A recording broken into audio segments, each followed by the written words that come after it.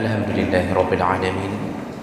Wassalatu wassalamu ala nabiyyina wa sayyidina Muhammadin wa ala alihi wa ashabihi ajma'in. Amma ba'd. Rabbi syrah li sadri wa yassir li amri wahlul 'uqdatam min lisani yafqahu qawli. Segala puji bagi Allah, kemudian salawat dan salam kepada Rasulullah, pada keluarga dan seluruh sahabat-sahabatnya. Ya Allah, muliakan insyaAllah bapa-bapa dan ibu-ibu jamaah salat maghrib dan isya yang telah berhadir karena Allah. Mudah-mudahan Allah membalas dengan pahala yang berlimpah insyaAllah.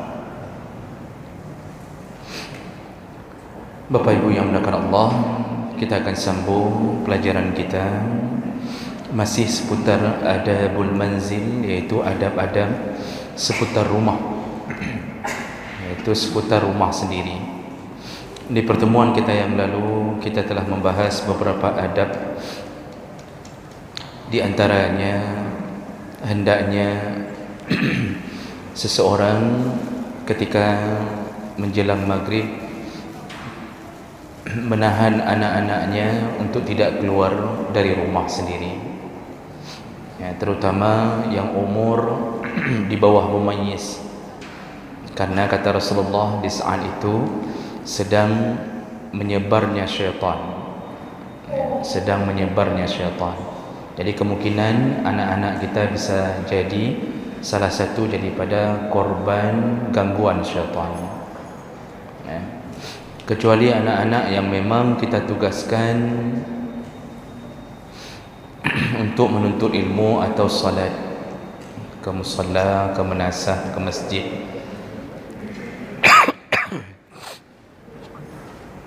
Berikutnya yang sudah kita bahas juga di minggu yang lalu, ini sekedar resume bagi yang tidak berhadir, yaitu hendaknya di dalam rumah menjaga segala sesuatu dalam rumah dengan bacaan bismillah, ya, menutup tempat makanan, menutup tempat minuman, menutup pintu menjelang maghrib, menutup jendela.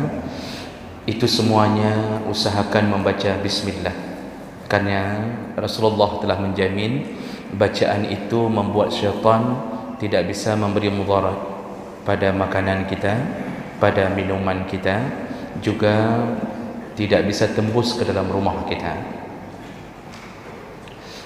Dan yang terakhir kita bahas kemarin, yaitu hendaknya jangan memelihara patung dan anjing dalam rumah yang bisa menyebabkan malaikat rahmah, ya, tidak mau memasuki rumah kita. Jadi yang difokuskan adalah pada patung dan anjing, dan juga termasuklah maksud patung adalah lukisan.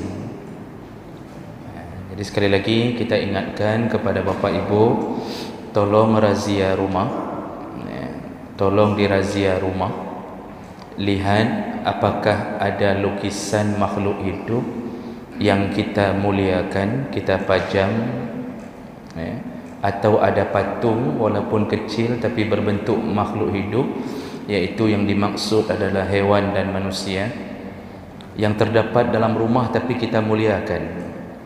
Kalau tidak dimuliakan tidak mengapa. Kalau disimpan di dalam laci, disimpan di dalam gudang tidak mengapa. Dan juga kalau tidak dimuliakan tidak mengapa, maksudnya seandainya ada gambar di atas karpet, di atas tikar yang kita injak-injak, yang kita injak-injak, atau tempat masuk rumah ada karpet, ada gambar makhluk hidup tapi kita injak, maka itu tidak termasuk yang dilarang. Nah, jadi ini beberapa pembahasan kita di pertemuan yang lalu. Berikutnya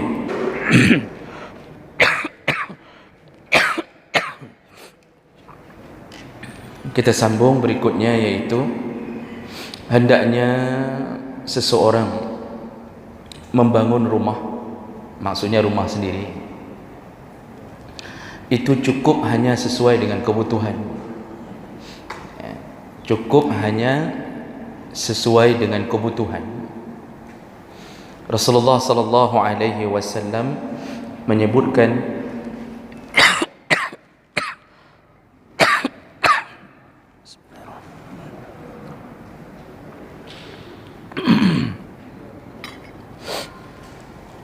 Rasulullah menyebutkan dalam hadis riwayat Muslim, firashun lirrajul wa firashun liimraatihi wa salis lidhaif wal rabi'a lisyaitan.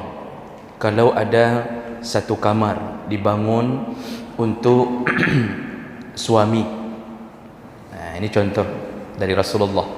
Lalu kamar kedua dibangun untuk isteri, kamar ketiga dibangun untuk dhaif, untuk para tamu. Tapi ada kamar keempat dibangun tidak tahu untuk apa, hanya melengkapi luasnya rumah, tidak terpakai, kosong. Yang kita tahu dari awal kosong, tidak terpakai. Apa kata Rasulullah? Maka kamar yang keempat itu adalah milik syaitan. Kita ini dalam membangun rumah, maksud Rasulullah dari hadis ini, sesuaikan dengan kebutuhan. Yang pasti kalau kita sudah berumah tangga, satu kamar untuk suami istri, satu kamar untuk anak-anak, tergantung jumlah anak-anak. Walaupun kita tahu nanti anak-anak kita akan meninggalkan kita. Kita bangun 8 kamar karena kita punya 8 anak. Ya. Biasanya tidak satu pun tinggal di rumah. Habis perlu mendung. Kalau anak kita perempuan diculik oleh seorang laki-laki dengan mahar, ya.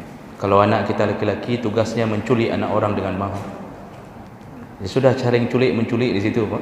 Lalu mereka buat rumah sendiri. Yang rumah kita 8 kamar itu tidak terpakai lagi. Kadang-kadang terdengar suara aneh dalam kamar anak pertama. Kadang-kadang keran terbuka sendiri, ada yang turun dari tangga tapi tidak ada orangnya, ada yang cuci piring tapi sakitnya tidak benar-benar dicuci. Nah, jadi jemaah melakukan Allah Subhanahu wa taala, tapi masih dibolehkan seandainya memang anak kita dalam fase perkembangan membutuhkan kamar itu, walaupun kosong berikutnya, tapi kita butuh di awal-awal untuk anak kita, masih dibolehkan. Nah, kalau kamar berikutnya kita sediakan untuk tamu, masih dibolehkan, karena itu termasuk ikramud dhaif, termasuk memuliakan tamu. Tapi begitu kita bangun sesuatu yang kita tahu tidak ada manfaatnya, di saat itulah Rasulullah menegur, yang kita bangun tidak ada manfaat, itu adalah milik syaitan. Maksud milik syaitan, yang dimaksud Nabi adalah dosa. Itu berarti kamar hasil godaan syaitan. Jadi kita digoda syaitan, kau pegat dia sabah tu, buat terus, atau kita memperluas rumah yang kita tahu bahawa kita tidak ada manfaat, rumah begitu besar. Jadi ini dilarang oleh Nabi sallallahu alaihi wasallam. Urusan rumah itu adalah urusan yang memang dibutuhkan, tapi tidak boleh berlebihan pada sesuatu yang dibutuhkan. Ini bahasa Al-Quran disebut dengan israf. Wala tusrifu innahu la yuhibbul musrifin. Janganlah engkau berisraf, berlebih-lebihan, boros, karena Allah tidak suka kepada orang yang boros. Allah tidak suka. Kalau Allah sudah tidak suka, maka makhluk lain pun bisa menyebabkan tidak suka. Malaikat tidak suka. Karena Allah kalau sudah mencintai seorang hamba, dalam hadis Qudsi, Allah berseru kepada Jibril dalam hadis, kata Allah, wahai Jibril, aku mencintai fulan, maka cintailah fulan. Allah suruh Jibril, cintailah fulan. Lalu Jibril memanggil semua malaikat, karena Jibril panglimanya para malaikat. Lalu kata Jibril, Allah mencintai fulan dan aku pun mencintai fulan, maka cintailah fulan, kata Jibril kepada seluruh malaikat. Maka seluruh malaikat kemudian berseru untuk mencintai fulan. Ketika malaikat sudah mencintai fulan, maka malaikat menitipkan perasaan cinta kepada makhluk. maka makhluk itu pun mencintai fulan. Itu kalau Allah sudah cinta, jadi menyebabkan semua makhluk cinta. Maka kita kalau sudah dicinta Allah, itu terasa tidak bedanya bahawa kita, orang-orang senang dengan kita. Kalau kita mencintai Allah, kita saleh, tidak melakukan maksiat, pasti terkesan orang cinta pada kita, orang suka. Artinya orang tua kita, keluarga kita, sekeliling kita suka pada kita, dan itu menyebabkan rasa nyaman hidup. Tapi kalau Allah sudah benci, Allah umumkan kepada Jibril, wahai Jibril, aku membenci fulan, maka bencilah fulan, kata Allah.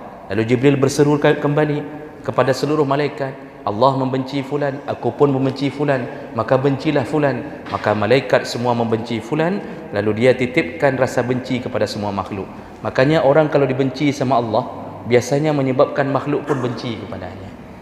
Makanya kan kita kadang-kadang heran, Pak, alih pekan urang hana galak ke dia, kan zero dua orang, bukan satu dua orang. Entah kenapa orang tidak suka sama dia, dan itu merata tidak suka. Ujung-ujungnya cobalah cek, pasti gara-gara di awal akarnya dia dibenci sama Allah. Kenapa dia dibenci sama Allah? Dia melawan Allah. Dan salah satu yang menyebabkan Allah tidak suka kepada hamba adalah para kaum musrifin, orang-orang yang suka memboroskan sesuatu. Jadi beda Bapak Ibu, sekali lagi sekedar mengulang kaji, tabzir itu beda dengan israf. Tabzir, mubazir beda dengan musrif. Kalau tabzir, mubazir, innal mubazirin kanu ikhwana syayatin, orang mubazir itu temannya syaitan. Mubazir itu melakukan sesuatu yang berlebihan pada sesuatu yang tidak dibutuhkan. Itu mubazir. Berlebihan pada sesuatu, tapi sesuatu itu tidak dibutuhkan, bukan bahagian daripada hajat hidup. Itu tabzir. Tapi kalau israf, berlebihan pada sesuatu, tapi sesuatu itu kita butuhkan. Jadi misal kita wuduk wajib, tapi begitu kita buang-buang air waktu wuduk, maka itu termasuk israf, karena melebihkan sesuatu pada yang dibutuhkan. Makanya Rasulullah ditanya ketika ada sahabat berlebihan memakai air waktu wuduk, Rasulullah menegurnya. Kata Rasulullah, jangan berlebihan, la tusrif fil wuduk, jangan berlebihan waktu wuduk, kata Rasulullah. Lalu sahabat ini heran, dia bertanya ke Rasulullah, afil wuduk israf, apakah dalam wuduk pun ada israf ya Rasulullah? Maksudnya ini kan sesuatu yang baik ya Rasulullah, aku kan memakai ini untuk menyempurnakan wuduk, masa dalam wuduk pun ada israf? Itu pertanyaan sahabat ke Nabi. Apa jawaban Nabi? Walaupun seseorang berwuduk ada jahri narin, tetap tidak boleh israf. Walaupun seseorang berwuduk di sungai yang mengalir, tetap tidak boleh berlebihan. Padahal sungai yang mengalir itu airnya mengalir terus dan banyak sekali, tetap tidak boleh buang-buang air. Itu kiasan Rasulullah, jangan melakukan israf. Makanya Bapak Ibu, ini sekedar pengetahuan saja bahwa tidak baik wuduk dengan membuka air keran berlebihan. Jadi kita teran keran itu, buka langsung habis, kencang sekali, itu tidak baik. Tidak baik. Waktu kita cebok air kencing, itu cukup buka pertama untuk membasahi tempat jatuhnya kencing, agar tidak terpercik kencing terlalu tinggi. Jadi begitu kalau dalam kamar mandi itu salah satu cara agar kencing tidak terpercik terlalu tinggi, siram dulu lantainya. Nah, kalau kita buka boleh keran pertama, kemudian tutup, baru kencing. Kadang-kadang kita membutuhkan waktu untuk kencing. Bagi mereka yang terlalu banyak minum, itu kadang-kadang setengah menit hanya habis-habis, Pak. Setengah menit kencing saja.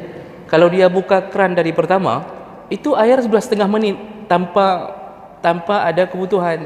Jadi maksudnya sampai begitu harus kita jaga. Begitu juga berwuduk, jangan berlebihan. Ada orang yang buka keran tapi tidak wuduk dulu. Habis buka keran, buka jam, taruh peci, angkat kain sarung, kemudian lipat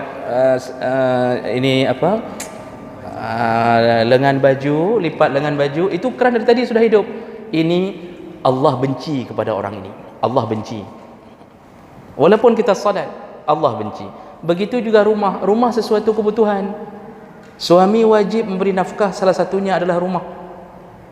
Tapi dilarang melakukan israf. Dilarang melakukan israf, berlebih-lebihan dalam membangun rumah. Nah, jadi tadi kalau tabzir itu melakukan sesuatu yang tidak dibutuhkan, itu tabzir. Contohnya apa? Kita enggak terlalu butuh sama Tupperware. Tapi di rumah kita, Masya Allah, itu kita kumpulkan Tupperware berbagai macam model. Dari yang bulat sampai yang runcing. Lengkap. Padahal hanya perlu yang Tupperware-nya. Tapi satu lemari Tupperware semua. Itu tabzir. Dan mereka adalah temannya syaitan. Mereka temannya syaitan. Itu lebih parah daripada israf. Pot bunga putih ada perlu, Pak? Punya tanya yang bapak-bapak mupa ni perlu. Tapi kalau kita tanya sama ibu-ibu, perlu Ustaz, itu bahagian daripada jiwa kami. Begitu je. Masya Allah, hari ini pencuri menemukan barang baru untuk dicuri. Anak hekli di luar rumah sebab semua barangnya. Tinggal datang, curi, lalu dijual kembali. Masya Allah. Apalagi yang paling mahal sekarang itu janda. Janda bolong namanya. Masya Allah. Jadi itu masuk israf atau tabzir? Itu tabzir. Karena itu barang tidak dibutuhkan. Hanya sebagai barang tersir. Bukan sekunder pun, tersir. Hanya untuk memperindah mata saja. Maka habiskan harta untuk habis-habisan pada pot bunga, itu adalah sesuatu yang masuk dalam kategori temannya syaitan. Jadi cukup hanya sekedar hiasan sekedar saja. Kira-kira di depan rumah ada 5 pot, itu sudah cukup. Jangan sampai satu rumah pot semua, di luar rumah, di dalam rumah, di belakang rumah, di sudut WC, di atas plafon. Ini apa-apa kada pegang. Lengkap barang, subhanallah. Ada yang habis, Pak, Masya Allah, sampai mencapai 10 juta, 15 juta untuk urusan bunga saja. Ini bukan kita larang pelihara bunga, karena perempuan itu memang perhiasan dan mereka suka perhiasan.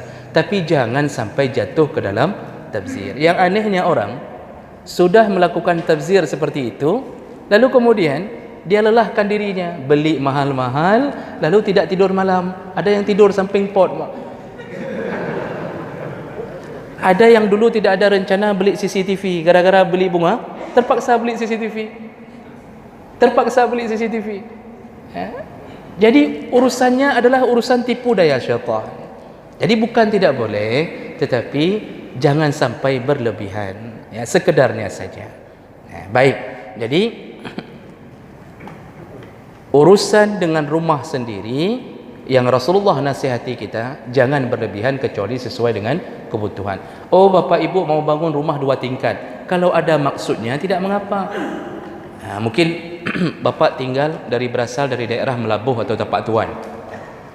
Sengaja kita bangun rumah yang besar atau ada lantai 2, itu khusus untuk tidur. Kalau orang kampung datang rame-rame, kita kasih tahu sama orang kampung, ni kalau kelut Semawe jangan sewa hotel. Tidur semua di rumah saya. Sengaja sudah saya buat lantai 2 untuk orang-orang kampung. Makan cari sendiri. Itu kita bilang. Itu kita beri kata kunci. Makan cari sendiri. Tidur saja di rumah saya. Berat tak rugo kah? Makan dong. Jadi Bapak Ibu yang dimuliakan Allah Subhanahu Wa Taala, bolehkah kita buat lantai 2 untuk itu? Boleh. Yang penting ada maksudnya. Dibolehkan. Oh, lantai 3 untuk anak-anak pengajian.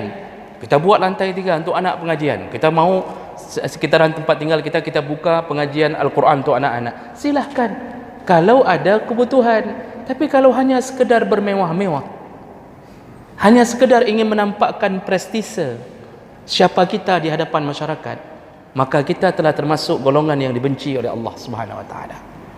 Maka ini tidak pernah dipraktekkan dari semenjak Rasulullah sallallahu alaihi wasallam masih hidup. Bapak Ibu yang dimuliakan Allah, replika rumah Rasulullah. Jadi kan sekarang rumah Rasulullah sudah dihancurkan, Pak, oleh pemerintah Arab Saudi. Dihancurkan. Kita tidak bisa melihat yang aslinya lagi. alasan pemerintah Arab Saudi menghancurkan karena sebelum rumah Rasulullah dihancurkan, banyak orang yang memuliakan sampai masuk ke dalam urusan-urusan kesyirikan. Jadi mereka tidak mengelilingi Kaabah, kadang-kadang mengelilingi rumah Rasulullah. Ada yang mencungkil-cungkil tanah rumah Rasulullah lalu bawa pulang, lalu dijadikan sebagai jimat dan macam-macam. Akibat itulah alasan pemerintah Arab Saudi, itu alasan yang kita baca, bahwa dihancurkan demi tidak terjadinya kesyirikan dan atau khurafat-khurafat. Wallahu a'lam. Itu alasan yang kita baca. Tapi walaupun begitu, kita ada sedih, maksudnya kita ingin lihat rumah Nabi kita bagaimana. Tapi sebelum dihancurkan, itu sudah dibuat replika, sudah dibuat miniatur rumah Rasulullah, dan itu diposting waktu acara pameran-pameran besar. Kalau pameran besar itu dikasih nampak replika rumah Rasulullah. Dan kalau kita cocokkan dengan hadis, Masya Allah, rumah Rasulullah itu cuma ada satu kamar untuk ranjang, lalu di depan ada ruang tamu menyambut orang-orang yang ingin mendengarkan dakwah, sekaligus di situ mihrab untuk salat, dan di samping situ ada bukan kamar mandi, seperti sumur kecil yang selalu tersedia ember. Jadi Rasulullah mandi di situ. Jadi ukurannya itu kecil sekali, mungkin ukuran hanya ukuran 2 kamar kita, rumah Rasulullah. Dan keterangan hadis menyebutkan ketika ada sahabat ditanya tentang bagaimana keadaan rumah Rasulullah, ada sahabat, saya tidak hafal lagi matan hadisnya, yang mengatakan kalau engkau berdiri di rumah Rasulullah maka akan terkena ujung plafon, akan terkena kepalamu. Artinya dari tanah liat begitu sederhana, disitulah Rasulullah hidup dan disitulah Rasulullah dikuburkan. Maka Bapak Ibu menakat Allah, kalau yang ingin membangun rumah besar-besar perlu diingat, setiap bangunan yang mewah ada 2 kekurangan. Pertama, pemiliknya akan meninggalkan rumah tersebut. Dipastikan pemiliknya akan meninggalkan rumah tersebut. Kalau pemiliknya tidak meninggal, maka rumah tersebut yang akan meninggalkannya. Dengan gempa, hancur waktu kiamat, paling kurang waktu kiamat hancur, maka semuanya hilang menjadi debu. Jadi jangan banyak sekali menghabiskan harta untuk membangun rumah yang terlalu mewah, Perbanyaklah sedekah. Rumah cukup sederhana, nyaman, isteri nyaman. Yang penting isteri nyaman, Pak. Karena yang paling banyak tinggal di rumah itu isteri. Makanya suami saleh itu dia memperbaiki rumah yang kira-kira isteri merasa nyaman tinggal di rumah. Terutama apa, Pak? Dapur. Ini ruang tamu hebat sekali. Dapur, Masya Allah, isteri nggak berani masuk. Jadi buatlah isteri nyaman berada di rumah, karena dia situ bekerja, dia tinggal. Jadi ukurannya kira-kira begitu saja.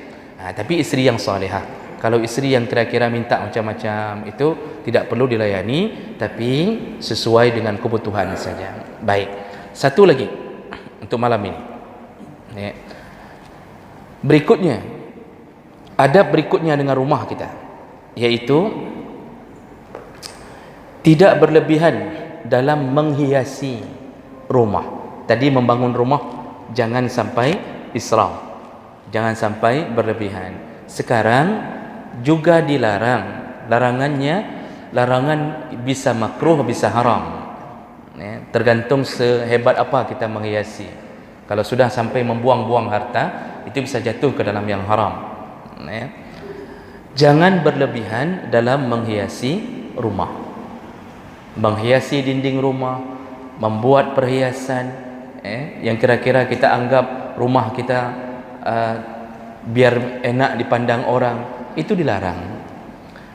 Dari Aisyah radhiyallahu anha, hadis riwayat Muslim, pada suatu hari Aisyah sedang berusaha menutupi dinding rumahnya dengan permadani. Jadi ada seperti sajadah permadani, maksudnya kain-kain yang sifatnya seperti permadani, itu mau ditutup dinding rumah Rasulullah oleh Aisyah. Jadi tanah liatnya itu supaya nggak nampak lagi, mau ditutup oleh Aisyah. Lalu ketika itu pulanglah Rasulullah ke rumah. dan beliau menyaksikan permadani itu terpampang di dinding. Beliau menunjukkan sikap tidak suka. Ya. Maka kemudian Aisyah mencabut karpet tersebut, lalu Rasulullah sallallahu alaihi wasallam bersabda, "Innallaha lam ya'murna an naqsu al-hijarah wat-tin," kata Rasulullah. Sesungguhnya Allah tidak memerintahkan kita untuk memberi pakaian pada batu dan tanah. Hadis riwayat Muslim. Jadi hadis ini sahih. Ingin Rasulullah katakan, jangan berlebihan menghiasi rumah. Waktu Rasulullah mengatakan salah satu tanda kiamat, yaitu masjid-masjid dihiasi dengan berlebihan. Itu tanda-tanda kiamat. Jadi program enggak ada, pengajian enggak hidup, solat jamaah enggak hidup. Tapi habis peng ke hias masjid. Itu salah satu tanda kiamat. Jadi kan banyak kita lihat, Masya Allah, masjid besar, mewah sekali, tapi tidak makmur. Tidak ada orang yang memakmurkan masjid. Rasulullah ingin mengatakan bahawa itu salah satu hal yang seharusnya dihindari. Rumah Allah saja itu tidak dianjurkan terlalu mewah. Lebih bagus buat untuk menghidupkan masjid, menghidupkan kenyamanan jamaah. Pasang AC itu baik, jadi jamaah merasa nyaman, tidak pulang-pulang dari masjid.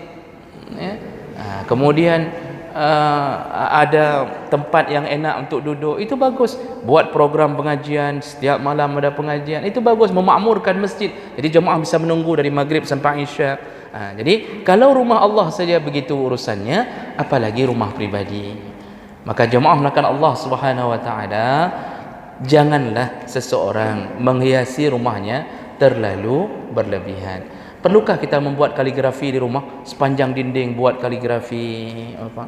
Sebenarnya tidak perlu. Yang disuruh bukan buat kaligrafi, yang disuruh perbanyak membaca isi kaligrafi. Dengan kaligrafinya ke ayat mandum, ayat.